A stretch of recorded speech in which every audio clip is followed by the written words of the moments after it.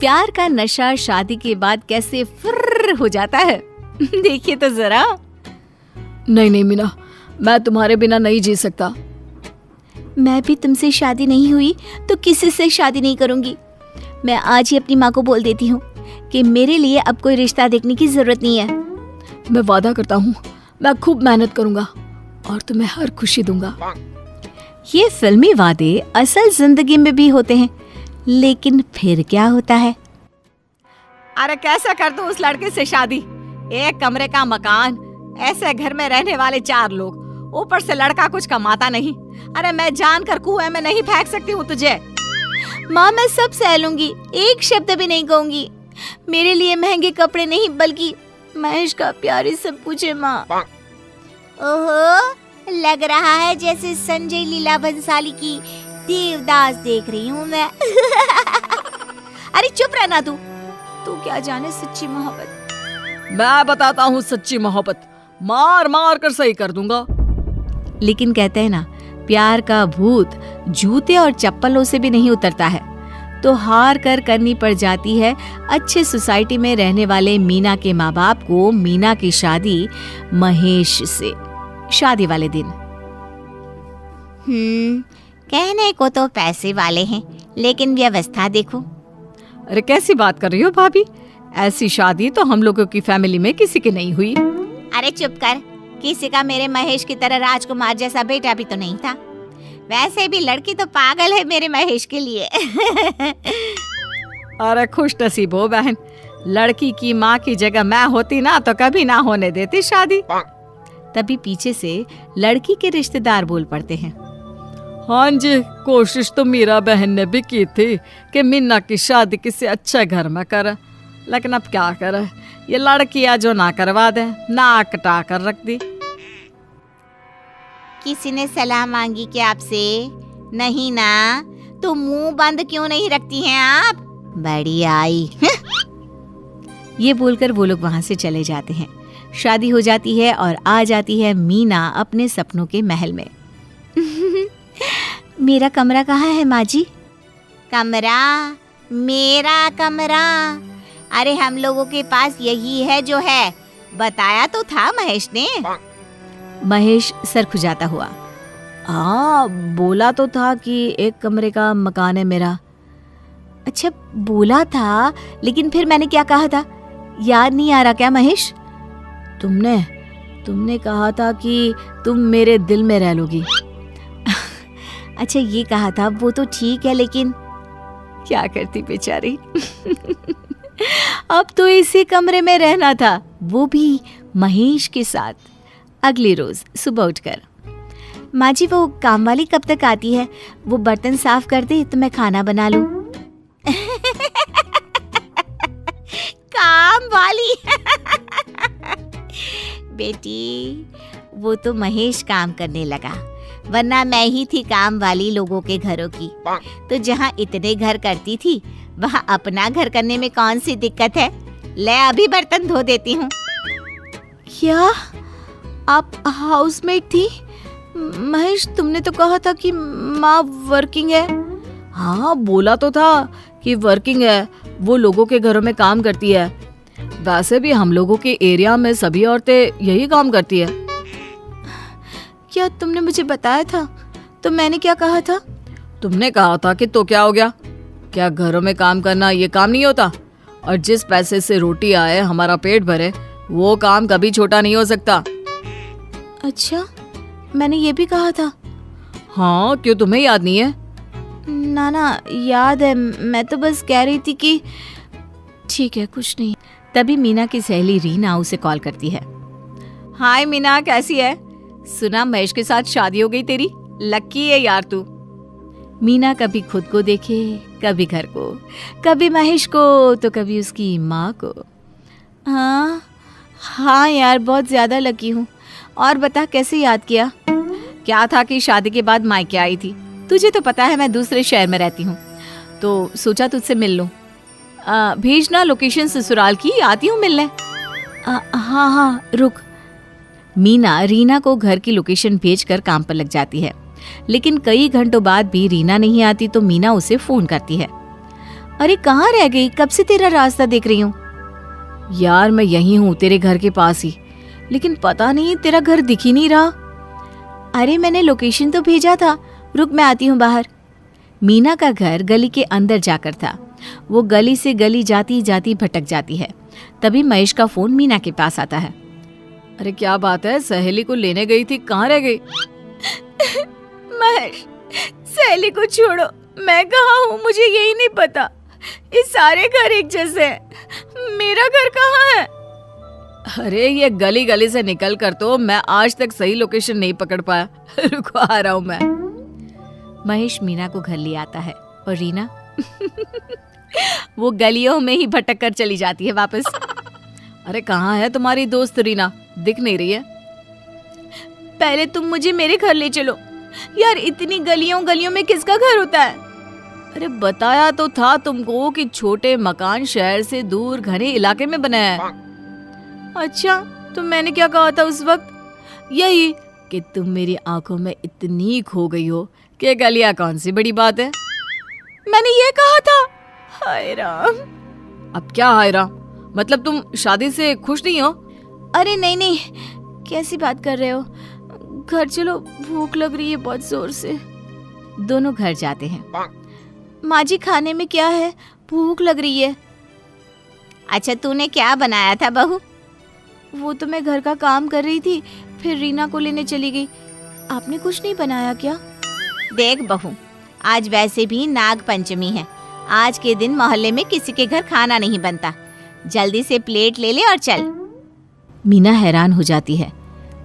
Plate लेकर चल? कहाँ? अरे भंडारे में। जब फ्री का खाना बट रहा है तो घर का राशन क्यों खराब करे? चल जल्दी। मैं ना पानी की बोतल भर लेता हूँ। क्या? भंडारे का खाना? अरे मैं घर पर ही कुछ बना लेती हूँ ना। अरे पागल है क्या? भंडारे का खाना है तो घर पर क्यों बनाना? माँ तू डिब्बा ले ले, रात का भी मैं पंडाल के पीछे जाकर पैक करवा लूंगा। मीना कभी खुद को देखती, कभी महेश को। अरे क्या हो गया, क्या देख रही हो? अरे पहचान है तुम्हारे पति की, हल्के में लिया है क्या? बेटा देखना कितनी सारी खिचड़ी पैक करता हूँ, तुम बस घर में सलाद काट लेना। अरे जीता रहे मेरा बेटा। देखा बहू, कितनी किस्मत वाली है तू। तेरी माँ को पता नहीं क्या प्रॉब्लम थी। मीना क्या कहती? अब समझ में आ रहा था कि अच्छी खासी पोस्ट ग्रेजुएट बेटी की शादी महेश के साथ करवाने में उन्हें क्या दिक्कत थी। लेकिन अब क्या, अब तो चिड़िया चुग गई खेत। सोनम एक सीधी सी लड़की थी, लेकिन उसके भाग्य में एक ऐसा ससुराल लिखा होता है जहां सास किसी जल्लाद से कम नहीं। अरे सोनम, क्या एक ही काम को सारा दिन रगड़ती रहती है? जा जाकर मेरे लिए एक अच्छी सी चाय बना ला। सोनम सारा काम छोड़कर सास के लिए चाय बना लाती है। माँ जी चाय। अच्छा सुन, ये घर गंदा क्यों दिख रहा है? आज दिन में कमरे में जाकर सो मत जाना। ऊपर से लेकर नीचे तक पूरे घर की अच्छे से पानी डालकर धुलाई करना और रगड़ रगड़ कर सारे दरवाजे साफ करना। बेचारी सोनम ये सब करके लेटने ही वाली होती है कि सासू माँ की आवाज गूंजती है। अरे सोनम, क्या हो गया? सारा दिन बस सोती रहती है। मेरा तो भूख के मारे पेट में दर्द हो गया। अरे जा जाकर थोड़े पकोड़े तो तल ला। सोनम बेचारी रोज रोज सास की सितम से परेशान रहती है कि एक दिन वो नहा धोकर पास के मंदिर जाती है, जहां भगवान की मूर्ति के सामने खड़ी होकर रोने लगती है। भगवान जी, अब तो रहा ही नहीं जाता, मैं नहीं सह सकती। सारा दिन काम कर कर के मेरे हाथ पैर अकड़ गए हैं, ना करूं तो मार खानी पड़ती है। हे भगवान, इससे अच्छा होता कि मैं मर ही जाती। तभी मूर्ति के पीछे से एक सफेद रंग की आत्मा आकर बहू के अंदर समा जाती है और फिर वो बेहोश हो जाती है। जैसे ही उसे होश आता है तो सामने खड़ी होती है सास। अरे वाह जी वाह, घर में सोने नहीं मिलता है क्या जो जाकर मंदिर में सो गई? अरे वो तो भला हो मिश्राइन का जो तुझे आराम करते देख लिया उसने। माँ जी, मेरे सर में दर्द हो रहा है और आप है कि चप्पड़ चप्पड़ बोली ही जा रही हैं। जाइए यहाँ से, थोड़ी देर में चाय बना कर ले आना। अरे सोनम, ये तुमको क्या हो गया? माँ से ऐसे बात कर रही हो?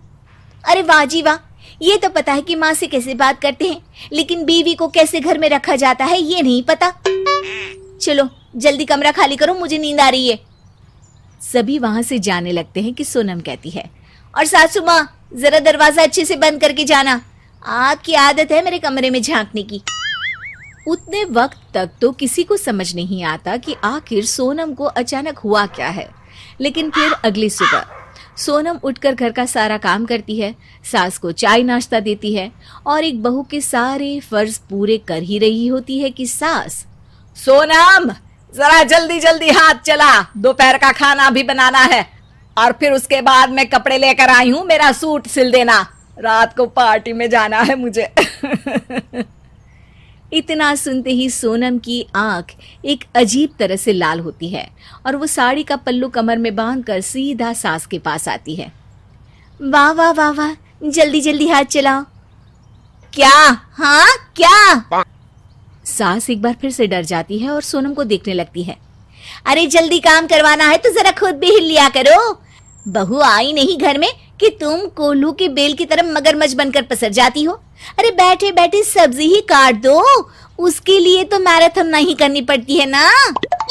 हाँ हाँ क्यों नहीं, दे दो, काट देती हूँ बहू। और अभी नाश्ता अच्छे से पेट में गया नहीं कि दिन के खाने की चिंता हो गई। अरे पैदा ही खाने के लिए हुई है क्या? जरा हिल डुल कर पचा भी लिया करो। और सुनो, मैं कोई दर्जी या फैशन डिजाइनर नहीं हूँ जो मेरे हाथ के सिले कपड़े ही लोगों को इम्प्रेस करेंगे या हर बार नए ही कपड़े पहनने हैं। बता दे रही हूँ, आज के बाद गलत बात बर्दाश्त नहीं होगी मुझसे। हाँ। सास का मुंह तो देखने लायक होता है। वो समझ ही नहीं पाती कि कल तक गाय जैसी उसकी बहू आज अचानक काटने वाली बिल्ली कैसे बन गई। सास अब सारे काम में मदद करती और बहू का साथ देती, पर फिर एक दिन बहू के पिता अपनी बेटी के ससुराल आते हैं। आइए आइए आइए, शुक्र है आपके दर्शन तो हुए। मुझे तो लगा कि बेटी को संस्कार कुछ अलग ही तरह के दिए हैं आपने। जी मैं समझा नहीं, आप क्या कहना चाहती हैं? आपने बुलाया कि जरूरी काम है तो मैं भागा चला आया। अरे आपने तो कहा था कि आपकी बेटी बहुत ही सीधी है, गाय की तरह। फिर हाँ हाँ बहन जी, सच में मेरी बेटी बहुत ही सीधी है। आप बताइए क्या हुआ? अरे आपकी बेटी पागल हो गई है, बात बात पर लड़ती है और मेरा तो उसने समझ लो जुलूस ही निकाल रखा है। अरे नहीं नहीं समधन जी, मैं मान ही नहीं सकता। हमारे तो पूरे गांव में सोनम सीधी और संस्कारी के नाम से ही फेमस है। अरे गए वो दिन, अब खुद ही देख लो लाइव कि क्या करतूत है तुम्हारी बेटी की। सोनम बेटा, सोनम पापा है तुम्हारे, मिल लो आकर। अरे पापा, आप माँ को नहीं लेकर आए? नहीं नहीं बेटी, वो तेरी सासू माँ ने अर्जेंट बुलाया तो आना पड़ा। अर्जेंट? क्या हुआ पापा? अच्छा बुलाया तो सासू माँ ने है ना, क्या हुआ सासू माँ?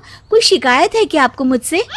सास को लगता है कि पिता के सामने सोनम कुछ नहीं कहेगी, तो वो जोर से कहती है, अरे सुन, जो तू पागलपंती करती है ना कि सास को सुनाती है कि बैठे बैठे सब्जी काट दो, चाय लेकर आओ, ये सब यहाँ नहीं चलेगा। सासू माँ, मैं आपसे माफी मांगती हूँ, लेकिन बैठे बैठे आप मेरे काम में मदद तो कर ही सकती है ना। सास को ये सुनकर गुस्सा आ जाता है, वो और जोर से बोलती है, अरे बस कह दिया, बस बहुत हो गया। दिवाली सर पर है और सारे घर की पुताई उगड़ गई है। तू अब सारे घर की पुताई करेगी, समझी? पिता बेटी की तरफ देखते हैं। वो बेटी जो हर ऑर्डर पर घबरा जाती थी, वो आज हंस रही है।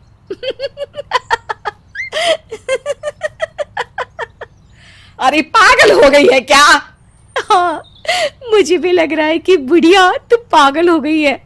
अरे घर पुताई का काम बहू का नहीं होता है, और बहू ना सिर्फ घर का काम करने के लिए नहीं, बल्कि एक नई जिंदगी में नई खुशियों की हकदार भी होती है, जिसे तुम जैसी सासें जीते जी मार देती हैं।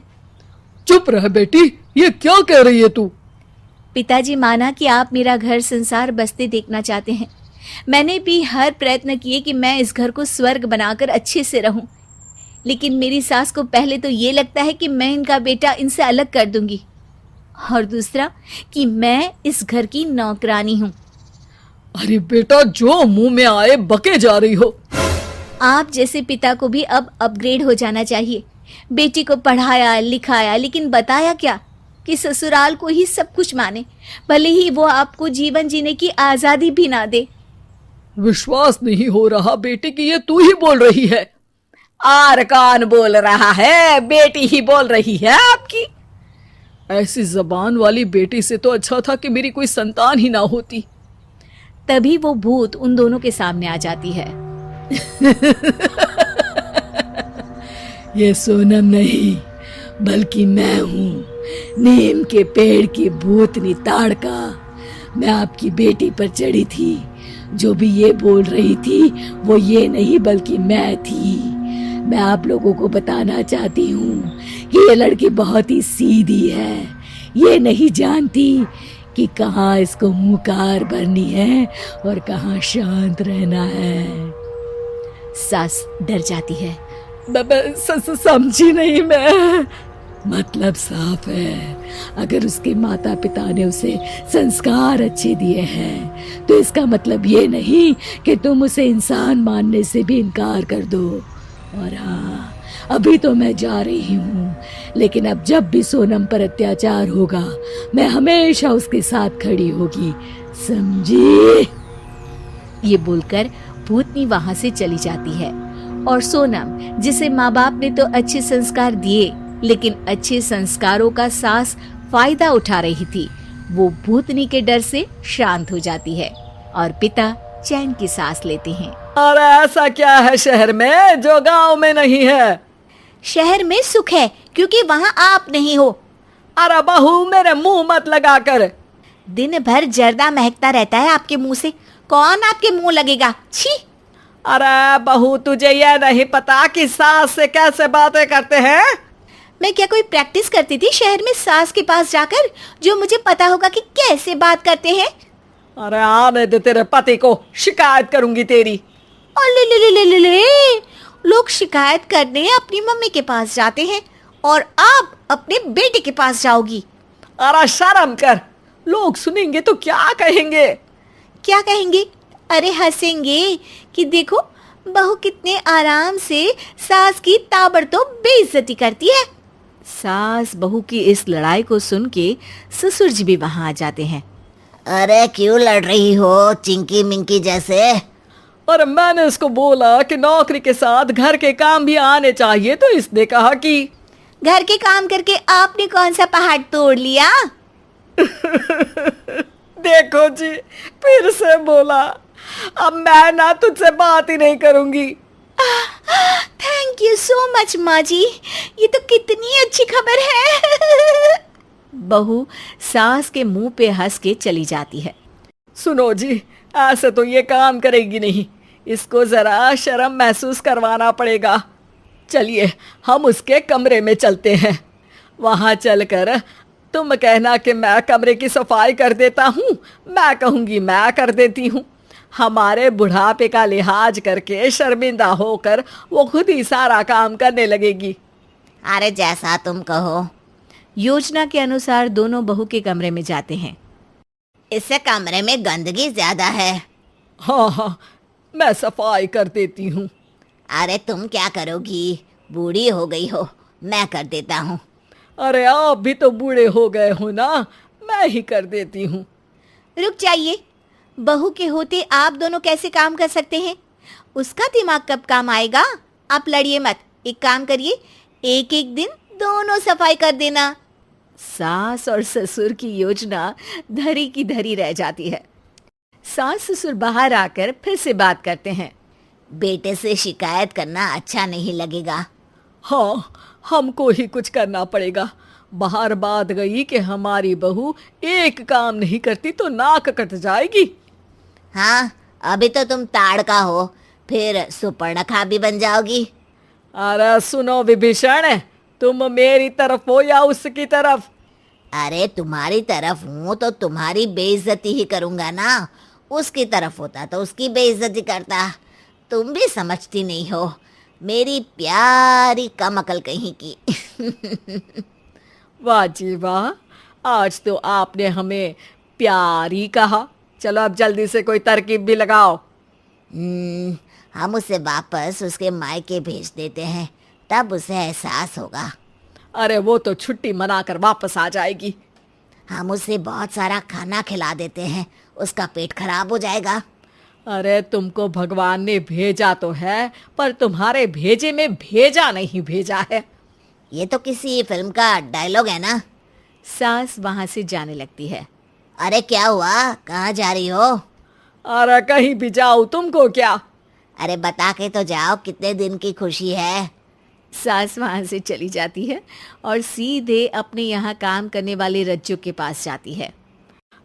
तुम अगले शनिवार और रविवार मत आना। आप 2 दिन उपवास रखोगी क्या? अरे मुझे खाना बनाना आता है, तेरे बिना भूखी नहीं मर जाऊंगी। अरे तो छुट्टी क्यों दे रही हो? सद्बुद्धि आ गई क्या? अरे जितना बोला उतना कर, 2 दिन मत आना, अगले शनिवार और रविवार, समझी? शनिवार और रविवार को बहू की छुट्टी होती है। ये क्या सासू माँ, पाँव पे फ्रैक्चर कैसे हो गया? किसी भैंस से लड़ने गई थी क्या?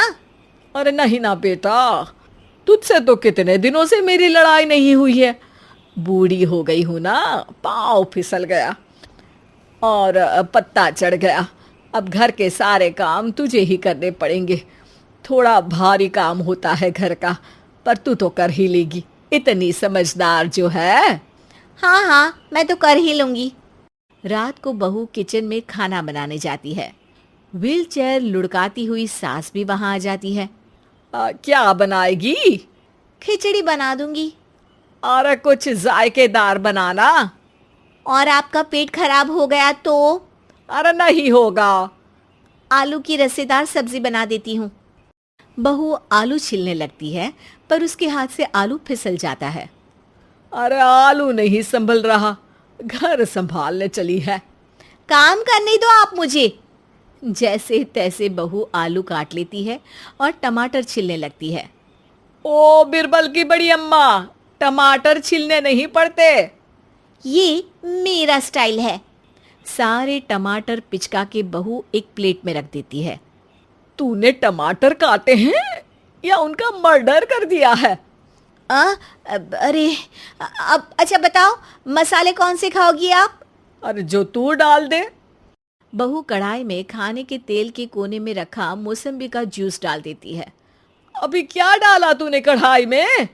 तेल। कौन सा तेल? सब तेल अच्छे ही होते हैं, खाने से मतलब रखो ना। अरे ठीक है, मसाले का डब्बा निकाल और बता कि क्या क्या डालने वाली है। ये जर्दे जैसा क्या है? इसको धनिया पाउडर बोलते हैं। और ये मुल्तानी मिट्टी जैसा? इसको हल्दी बोलते हैं, जो आपकी शादी के टाइम आपको लगाई गई थी ना मोहतरमा जी, और उसी वक्त मुझे चूना लग गया था। और ये लाल क्या है, केसर है क्या? हाँ हाँ केसर है, पिसी हुई केसर। चख के तो देख। बहू उस लाल चीज को चख लेती है। हाँ बेटा, खाना बनाने में अच्छे अच्छों को मम्मी की ही याद आ जाती है। जो आपने चखी है वो लाल मिर्ची है। कुछ मीठा खाना पड़ेगा। बहू डब्बे में रखे नमक को शक्कर समझकर फांक लेती है। पापा! पापा भी याद आ गए। अब पानी पी ले, कुछ और मत खा लेना, वरना पूरा परिवार याद कर लेगी। बहू तिल मिला के यहाँ वहाँ उचकने लगती है। सास उस पे तरस खा के व्हील चेयर से उठती है और बहू के लिए पानी लेकर आती है। बहू गट गट पानी पी जाती है और पंखे में बैठती है। उसकी आंखों में आंसू आ जाते हैं। उसके पास खड़ी होकर सास कहती है, क्यों है ना घर का काम मुश्किल, आ गए ना आंसू? हाँ आ गए। लेकिन आपका पाँव वो कैसे ठीक हुआ? अरे कुछ नहीं हुआ था, तुमको सबक सिखाने के लिए ये सब किया। चलो मैं खाना बनाना सिखा देती हूँ, इतना काबिल कर देती हूँ कि कभी अकेली रहो या मुसीबत आ जाए तो भूखी ना रहो। मुझे लगता था लड़कियों की इज्जत बाहर का काम करने में ही है। अरे खाना बनाना आदमी और औरत दोनों को आना चाहिए, फिर जिसको जो करना है वो करता रहे। माँ जी, तेल गरम हो गया है। अच्छा तो उसको पी ले। माँ जी, फिर से आप मेरी लंका दहन करोगी क्या? अरे नहीं नहीं, आज पहली बार मौसम्बी का गरम जूस पी ले। मतलब मैंने तेल की जगह? हाँ, मौसम्बी का जूस डाल दिया था। बहू, खाना बनाना सीख ले और ऑफिस के बायोडेटा में शान से लिखना कि खाना बनाना भी आता है। राशि, अरे ओ बहू, अरे देख तो टीवी में दिखा रहे हैं शहर का सबसे बड़ा गैंगस्टर गुंडा कल्लू कालिया जेल तोड़कर भाग गया है और हमारे ही इलाके में घूम रहा है। अरे माँ, क्या कह रही हो? पूरे घर की खिड़की दरवाजे खुले हैं। ये और ससुर जी भी 2 दिनों के लिए शहर से बाहर हैं। बेटा चल चल, जल्दी जल्दी दरवाजे और खिड़कियां बंद कर दे।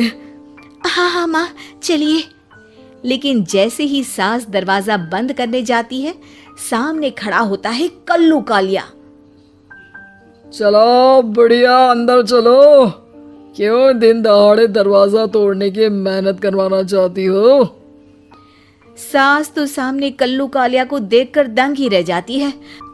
कल्लू कालिया, तुम कोई और दरवाजा देख लो, हमारे घर तो वैसे भी खाने को अन्न का एक दाना भी नहीं है। ओए बुढ़िया, गैंगस्टर हूँ मैं, भिखारी समझा है कि कोई और दरवाजा देख लूं? चल चल अंदर चल, वैसे भी तेरे घर में 2 दिन कोई नहीं है, आराम यहीं करूँगा। और सुन, सारे दरवाजे खिड़कियां बंद कर ले, क्योंकि कल्लू कालिया को सन्नाटा पसंद है। तभी वहां राशि आ जाती है। अरे मम्मी जी, आपके भाई आए हैं। नमस्ते मामा जी। ये बोलकर वो सर पर पल्ला ले लेती है। अरे चुप, मेरा भाई तो चांद की तरह गोरा चिट्टा सुंदर है, ये तो वो गैंगस्टर है कल्लू कालिया। ओह, ये क्या बोल रही हैं मम्मी जी? पुलिस को फोन करिए ना, सुना है इनाम भी है मामा जी, माफ करिए, ये कल्लू कालिया पर। हाँ हाँ, करो करो, लो मैं नंबर मिला देता हूँ। इनाम चाहिए ना तुझे? रुक, अभी तेरी सॉस की चटनी बनाता हूँ मैं। अरे मेरी चटनी क्यों? मैं थोड़ी ना पुलिस को बुलाने के लिए कह रही हूँ, ये बोल रही है इसका भरता बनाओ। वाह मम्मी जी वाह, भाई आपका भरता मेरा बनेगा। अरे ये क्या भाई भाई किए जा रही है? ये तुझे मेरे खानदान का लग रहा है क्या? दोनों की लड़ाई सुनकर कल्लू कालिया जोर से चिल्लाता है। चुप, बिल्कुल चुप, सामने इतना बड़ा गैंगस्टर खड़ा है लेकिन कोई इज्जत है कि नहीं? सास बहू का ड्रामा कहीं भी कभी भी शुरू कर देती हो। कल्लू कालिया की बात सुनकर दोनों सास बहू चुप हो जाती हैं। जाओ अब खाना बना कर ले आओ। जी, आपको खाने में क्या अच्छा लगता है मामा जी? सास बहू के मामा जी वाले ड्रामे को पसंद नहीं करती है, लेकिन करे भी तो क्या, सो चुप हो जाती है। देखो बेटी, तुम कुछ सिंपल ही बना लो, खाने में मिर्च कम, और हाँ रायता बना लेना अनार का। अनार का रायता? वाह मामा जी वाह, ये तो मम्मी जी का भी फेवरेट है। अच्छा, मीठे में क्या बनाऊं मामा जी? मीठे में तो चीनी का पराठा ही पसंद है मुझे। अरे मामा जी वाह वाह वाह, कहीं आप और मम्मी जी सच में बचपन में बिछड़ तो नहीं गए थे ना? उन्हें भी चीनी के पराठे बहुत पसंद है। आप दोनों की नाक भी वैसे एक जैसी ही है। कल्लू सास की तरफ देखता है। नहीं नहीं, मेरी तो कोई बहन है ही नहीं, और वो भी इतनी गोरी चिट्टी, ना बाबा ना। बहू, जा जाकर अब खाना बना कर ला अपने मामा जी के लिए। भैया, तब तक ये पिस्तौल हमको दे दो, रखाते हैं अलमारी में, जल गई तो मुश्किल हो जाएगी ना। पागल समझी हो जो भैया भैया और मामा मामा कहकर पिस्तौल ले लोगी? गुंडा है हम, गुंडा। और जैसे तुम सिंदूर लगाती हो वैसे ही हम बंदूक रखते हैं, समझी? सास डर कर बैठ जाती है कि तभी वहां बहू खाना लेकर आ जाती है। मामा जी, खाना खा लीजिए। कल्लू खाना खाता है कि तभी बहू बोलती है, अरे मम्मी जी, क्या खड़ी खड़ी देख रही हैं? जरा पास का पंखा उड़ाकर मामा जी को पंखा झल दो। सास का पारा 7वें आसमान में पहुंचने ही वाला होता है कि कल्लू बोलता है, हाँ हाँ बहन, जरा जल्दी चलो, पंखा, गर्मी बहुत है। पंखा तो मैंने अपने पति के लिए ना झला। कल्लू का हाथ पिस्तौल पर जाता है जिसे सास देख लेती है। लेकिन भाई का दर्जा तो पति से भी ऊपर होता है। अभी मैं अपने भाई को पंखा झल देती हूँ। ये कहकर वो उसे पंखा करने लगती है। तभी बहू फिर बोल पड़ती है, तो मामा जी कितने पढ़े लिखे हैं आप? बस बेटा, मुश्किल से 4वीं पास की थी कि मन ना लगा पढ़ाई में, फिर यही अपना काम शुरू कर दिया छिनैती का। मामा जी कितना तक कमा लेते होंगे आप? सास को बहू की बात पर गुस्सा आ जाता है। अरे क्यों, तूने अकाउंट संभालना है क्या कल्लू भाई का? अरे माँ जी, हाथ जरा जोर जोर से चलाओ ना, मामा जी को कितना पसीना आ रहा है। हाँ तो मामा जी कितना तक कमा लेते हैं आप? बेटा, बस कमाई का तो ये है कि काम मंदा ही है। जब से ये औरतें नकली गहने पहनने लगी हैं, तब से बस समझ लो कभी कोई छोटा सा कान का बुंदा या फिर 100-200 रुपए रखे हुए होते हैं पर्स में, उसमें भी पुलिस का खतरा। और तो और मामा जी, कंपटीशन भी तो बहुत है आप लोगों की लाइन में। अरे क्या बताए बिटिया, कंपटीशन का तो यह है कि सबकी मिली भगत है। ऑटो वाले से लेकर पुलिस वाले से लेकर सारे नाते रिश्तेदार। नाते रिश्तेदार? वो कैसे मामा जी? अरे अभी किसी बहू का फोन आया, कह रही थी सास का हार चुराना है, बदले में 5,000 देगी। अब बेटा, हार चुराओ 5 लाख का और मिले 5,000। अब इतने कम मार्जिन में कौन काम करता है? ना मामा जी ना, मैं तो आपसे कांटेक्ट करूंगी तो 20,000 से कम नहीं दूंगी। अरे बहू चुप हो जा, मेरे पास कोई हार वार नहीं है। कैसी बात कर रही हैं मम्मी जी? अब मामा जी से क्या छुपाना? वो रानी हार, 9 लखा हार जो आपको पापा जी ने दिया था, मेरी माँ से भी तो आपने मुंह खोलकर मांगा था 4 तोले की कंगन, सब कहाँ रखे हैं मम्मी जी? अब ये सुनकर कल्लू कालिया के अंदर का गुंडा जाग जाता है। अरे वाह भाई वाह, किस्मत हो तो कल्लू कालिया जैसी। खाना मनपसंद, अब डकैती भी मनपसंद। अरे सुन बढ़िया, चल सारे जेवर निकाल, मैं आज ही जा रहा हूँ। इतने सारे गहने लेकर तो 1 साल आराम करूंगा, कोई टेंशन नहीं। चल बता जल्दी कहाँ रखा है। सास को बहू पर गुस्सा आ जाता है। देखो कल्लू भाई, मैंने तुम्हें भाई बोला है, मेरे गहने मत लो प्लीज। ओए सुन, कल्लू किसी का भाई वाई नहीं है, चल जल्दी से गहने लेकर आ। अरे मामा जी कैसी बात करते हैं, वो मेरी सास है, इतनी आसानी से गहने दे देती तो क्या वो गहने मेरे पास ना होते? चलिए मैं आपको लेकर चलती हूँ मम्मी जी के कमरे तक, जहाँ ये अपने गहने रखती हैं। लेकिन मामा जी एक दिक्कत है। क्या दिक्कत है? मामा जी वो पूजा वाला कमरा है, वहाँ बंदूक और चप्पल के साथ आप नहीं जा सकते। बंदूक के बिना तो बेटा मैं बाथरूम तक नहीं जाता। फिर रहने दीजिए मामा जी, आप किसी और दिन आ जाइएगा, तब मैं ये गहने पूजा रूम से निकाल कर किसी और रूम में रख दूंगी। अब तक इतना तो विश्वास हो ही गया होगा ना आपको मुझ पर। नहीं नहीं बहू, तुझ पर तो कोई शक है ही नहीं। चल ये ले बंदूक पकड़ और ले चल मुझे उस कमरे में। बहू उसे एक कमरे में ले जाती है और दूर से अलमारी दिखाकर कहती है, मामा जी इसी में माँ अपने सारे गहने और घर का सारा कैश रखती है। बस फिर क्या था, कल्लू कालिया भाग कर जाता है और अलमारी को खोलता ही है कि उसे जोर से दरवाजा बंद होने की आवाज आती है। और बिटिया, दरवाजा लग रहा है बंद हो गया है और ये अलमारी भी नहीं खुल रही है, जरा जल्दी दरवाजा खोलो। बाहर से बहू कहती है, अरे मामा जी ये दरवाजा तो पुलिस के आने पर ही खुलेगा। बेटा डील कर ले, जेवर आधे तेरे आधे मेरे, मुझे जाने दे। अरे मामा जी, मैं माँ जी की इकलौती बहू हूँ। इनके मरने के बाद तो सारा का सारा जेवर मेरा ही हो जाएगा, आप इसकी चिंता न करें।